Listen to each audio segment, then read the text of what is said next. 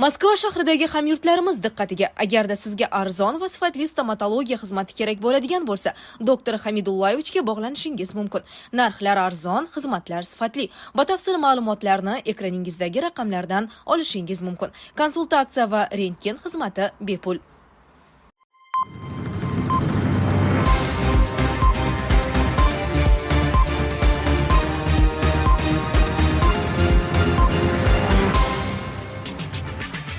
Kunning muhim va dolzarb yangiliklari bilan dunyo yangiliklari o'z ishini boshladi.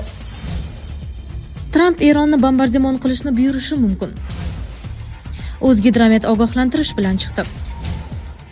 NATO Ukrainadagi urushda halok bo'lganlar va yaralanganlar soni 1 milliondan ortiq. Isroil Eron yadroviy obyektlarga zarba berishga tayyorlanmoqda. AQSh tahlilchilari Trampdan Markaziy Osiyoga e'tibor qaratishni so'radi. Kanada AQShni elektrdan uzib qo'yish bilan tahdid qildi. Tramp AQSh raketalari bilan Rossiyaga chuqur zarbalar berishga qarshi chiqdi. Tramp Eronni bombardimon qilishni buyurishi mumkin. VCG AQShning saylangan prezidenti Donald Tramp jamoasi Eronni jilovlash bo'yicha siyosiy reja taklif qildi. Isroil harbiy havo kuchlari tomonidan Eron yadro obyektlariga zarba berish ham ko'rib chiqilmoqda. Bu haqda manbalarga tayanib The Wall Street Journal xabar berdi. AQSh bu reja amalga oshishi uchun Eron yadro obyektlarini ishdan chiqara oladigan zamonaviy qurollarni Isroilga yetkazib berishi kerak. Trampning jamoasi Eronning yadroviy qurol yaratish ehtimoliga munosabat bildirishning ikki variantini ko'rib chiqmoqda. Birinchisi, Yaqin Sharqqa ko'proq Amerika qo'shinlari va texnikasini yuborish, zarba berish uchun Isroilga qurol sotish va Eronga qarshi sanksiya rejimini kuchaytirish orqali harbiy bosimni o'z ichiga oladi. Ikkinchi variant sanksiyalarni kuchaytirish bilan birga harbiy kuch tahdiddan iborat. Tramp Isroil bosh vaziri Benyamin Netanyahu bilan telefon suhbatida Eronning yadro sohasidagi yutuqlardan tashvishda ekanini bildirgan deyiladi xabarda. Shu bilan birga siyosatchi yangi urushni, ayniqsa AQSh armiyasi unga jalb etilgan holatdan qochishni istaydi. O'zgidromet ogohlantirish bilan chiqdi.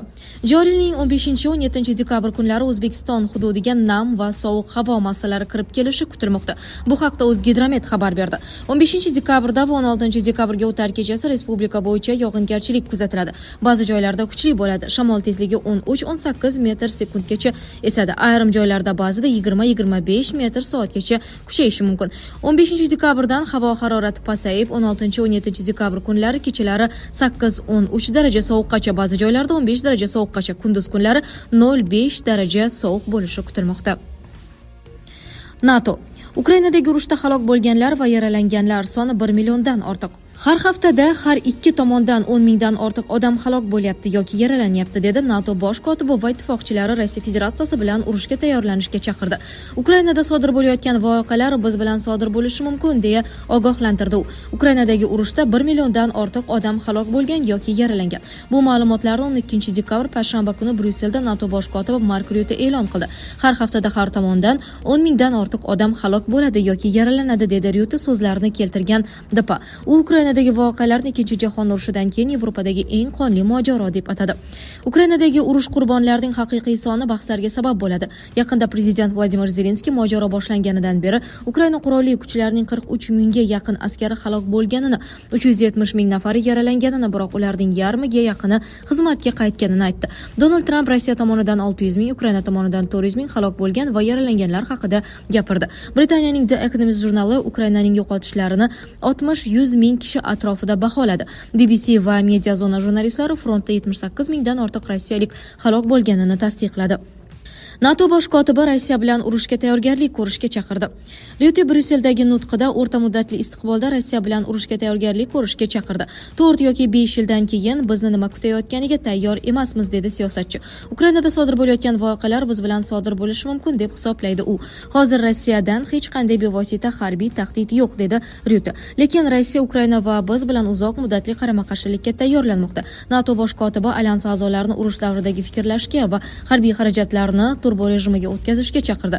Biz NATO hududida navbatdagi katta urushning oldini olishimiz mumkin, dedi u. Agar biz hozir urushning oldini olish uchun ko'proq mablag' sarflamasak, keyinroq jang qilish uchun ko'proq pul to'laymiz, milliardlab emas, trillionlab yevro. Ya'ni agar g'alaba qozonsak. Isroil Eron yadroviy obyektlarga zarba berishga tayyorlanmoqda. Isroil armiyasi Suriya sobiq prezidenti Bashar Asad rejimi qulaganidan so'ng Eronning yadroviy obyektlariga zarba berishga tayyorgarlik ko'rmoqda. Bu haqda The Times of Israel nashri Gilead radio jurnalisti Doron Kadash xabar berdi.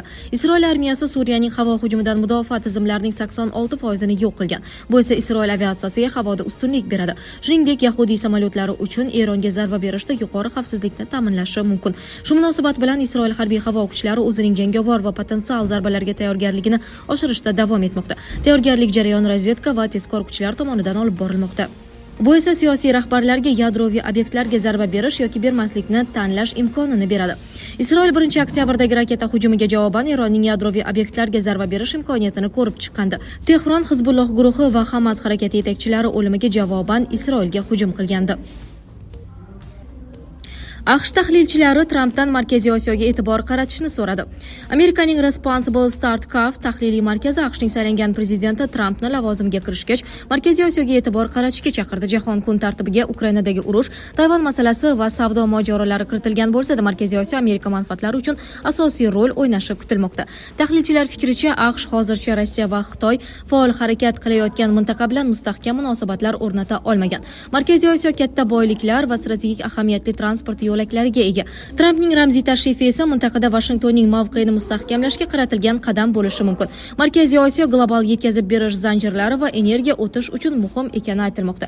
Xo'sh, prezident Tramp Markaziy Osiyoga nisbatan nima qilish kerak? Birinchi navbatda tashrif buyurishi lozim deb yozmoqda tahlilchilar. Ular diplomatlar qanchalik mohir bo'lmasin, rahbarning yuzma-yuz uchrashuvchalik muzokaralarning muvaffaqiyatli ketishiga hech narsa hissa qo'shmaydi. Kanada AQShni elektrdan uzib qo'yish bilan tahdid qildi. Kanadaning Ontario provinsiyasi rahbari Doug Ford agar Washington Kanada tovarlariga 25% boj joriy etsa, AQSh shtatlariga elektr energiyasini yetkazib berishni to'xtatishga va'da berdi. Bu haqda CBC xabar berdi. Bu bayonot Kanada bosh vaziri Justin Trudeau rahbarligidagi Kanada yetakchilar uchrashuvidan so'ng e'lon qilingan. Ular AQShning saylangan prezidenti Tramp aytgan yangi bojxona tariflari tahdidiga qarshi harakatlar rejasini muhokama qilgan. Biz vaziyat qanchalik chuqurlashganiga qarab to'liq javob beramiz. Hattoki Michigan, Nyu-York va Viskonsin shtatlariga elektr ta'minotini to'xtatish darajasigacha borishimiz mumkin. Men bunday holat yuz berishini istamayman, ammo birinchi galdagi vazifam Ontario aholisi va umuman kanadaliklarni himoya qilishdir. Chunki biz eng yirik provinsiyamiz, dedi Ford. Tramp AQSh raketalari bilan Rossiyaga chuqur zarbalar berishga qarshi chiqdi.